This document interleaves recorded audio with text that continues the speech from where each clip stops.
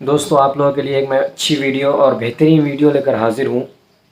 ایک عالم صاحب، ایک علماء، ایک علم دین رکھنے والا عالم جسے مولانا بولتے ہیں، اس نے ہمارے امام چیف بیرسٹر اسدالدین اویسی صاحب کے بارے میں کیا بولا ہے، کتنی بہترین میسیج ہم تک پہنچایا ہے۔ آپ لوگ ضرور سنیں اور اس کو غور کرنے کی کوشش کریں۔ میں امید کروں گا آپ تمامی حضرات بیرسٹر اسدالدین اویسی کو ضرور سپورٹ کریں گے اور ان کی پارٹی کو ضرور مضبوط کریں گے۔ دیکھیے ویڈیو میں کیا کہا جا رہا ہے۔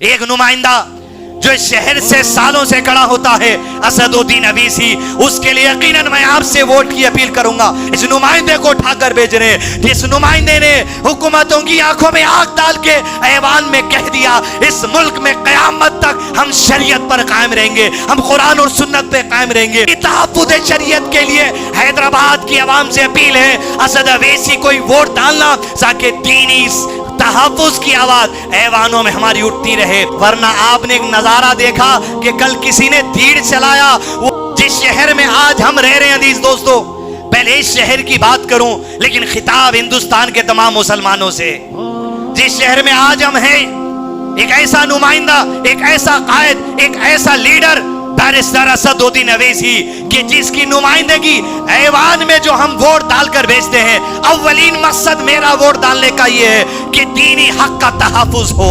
ایک نمائندہ جو اس شہر سے سالوں سے کھڑا ہوتا ہے، اسدالدین اویسی، اس کے لیے یقیناً میں آپ سے ووٹ کی اپیل کروں گا۔ اور یہ ووٹ کی اپیل خاص ہے 2024 کا جو الیکشن ہے، ایک ایک ووٹ ڈالنے والے کو آپ کو اٹھا کر ووٹ ڈالنا ہوگا، بڑی کثرت میں بتانا ہوگا ہندوستان کے ایوانوں کو کہ مسلمانوں کی آواز ہے، ہمارے مذہبی حقوق جو اس ملک کے اندر ہے، اس کا تحفظ ہم چاہتے ہیں۔ اس نمائندے کو اٹھا کر بھیج رہے ہیں، جس نمائندے نے حکومتوں کی آنکھوں میں آگ ڈال کے ایوان میں کہہ دیا اس ملک میں قیامت تک ہم شریعت پر قائم رہیں گے، ہم قرآن اور سنت پہ قائم رہیں گے۔ یہ جرأت ہونا پڑتا کہ آپ حکمرانوں کی آنکھ میں آنکھ ڈال کے یہ بات ان سے کہہ دو۔ سر ہم جب تک بھارت میں رہیں گے، صبح قیامت تک رہیں گے، اپنے دین پر رہیں گے، قرآن اور سنت پر رہیں گے۔ بابری مسجد ہے اور رہے گی، بابری مسجد زندہ باد، زندہ باد، بھارت زندہ باد، جے ہند۔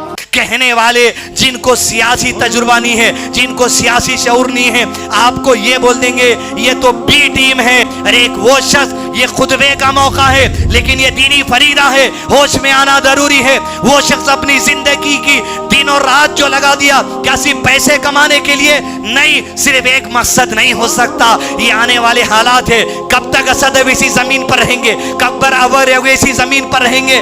آپ کی اولاد جو 10 سال کی ہے، 15 سال کی ہے، آگے چل کر سیاسی فیصلے انہیں لینا ہے۔ جب یہ دنیا سے چلے جائیں گے، یہ آگے کے حالات کا فیصلہ ہے۔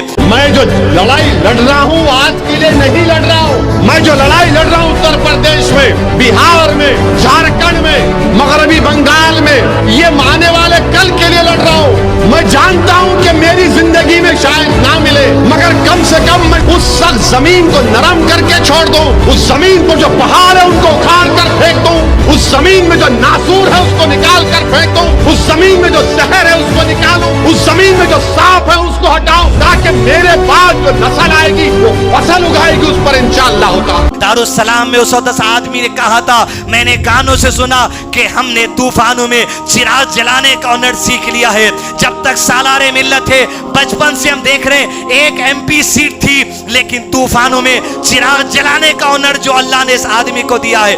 آج 2 ممبر آف پارلیمنٹ MIM سے پارلیمنٹ کے اندر بیٹھتے ہیں، اورنگ آباد سے امتیاز جلیل ہے، حیدرآباد سے اسد اویسی ہے، اور یہی طوفانوں میں چراغ جلانے کا ہنر آپ دیکھیں گے۔ انشاءاللہ بہار کی سرزمین سے ایک MP آ کر پارلیمنٹ میں چلانے والے 2024 کے الیکشن کے بعد بیٹھے گا۔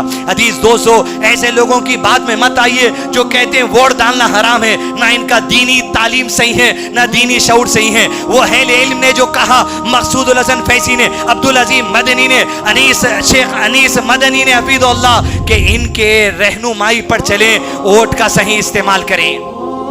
مقصد تحفظ شریعت، حقوق کا تحفظ، باتیں اور بھی ہیں لیکن ممبر سے آپ کو ये शऊर बेदारी मकसद है।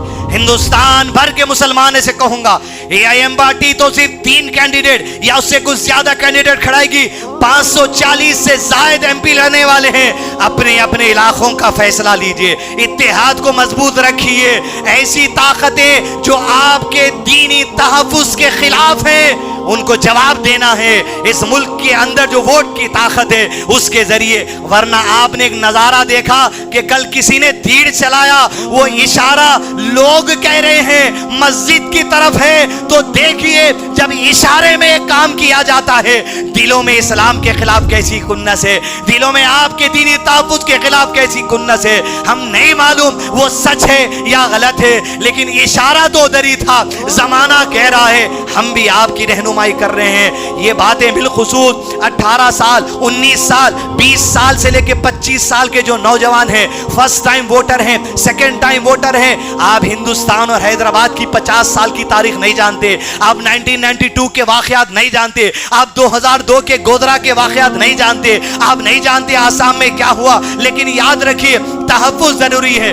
इस मुल्क के इलेक्शन कमीशन ने आपको ताकत दी है, ऐसे नुमाइंदों को उठाओ जो आपकी जो सो दीनी तहफ्फुज़ करे, आपके जान और माल के तहफ्फुज़ के लिए आवाज़ उठाए। ये लोग सिर्फ आवाज़ उठाएंगे, लेकिन फैसला किसका है?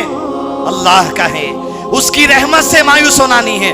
आज नुमाइंदे हैं, कल नहीं रहेंगे, कल कोई और रहेगा, लेकिन हैबत में नहीं, होश में रहकर दीन पर कायम रहते हुए। सियासत की वजह से हमारे दीनी बुनियादों को हम ठेस पहुंचाएंगे नहीं, हमारे दीन को बर्बाद नहीं करेंगे, लेकिन दीन को बर्बाद होने से हमारी जिंदगी में बचाने के लिए अगर सियासत का सहारा लेना पड़ रहा, वोट का सहारा लेना पड़ रहा, तो अहले इल्म ने कहा जरूर बर जरूर सहारा लेना चाहिए।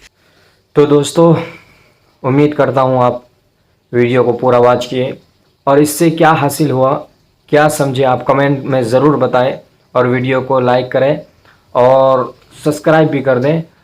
तो दोस्तों, आप लोग कमेंट में ज़रूर बताएं कि हमें MIM चीफ असदुद्दीन ओवैसी का मजबूती के साथ सपोर्ट करना चाहिए। और इस वीडियो में एक मौलाना ने हमें एक बहुत बड़ी मैसेज दी है, तो उस मैसेज को हमें समझना चाहिए और उस पर उतरना चाहिए। तो चलिए मिलते हैं अगली वीडियो में। अस्सलाम वालेकुम।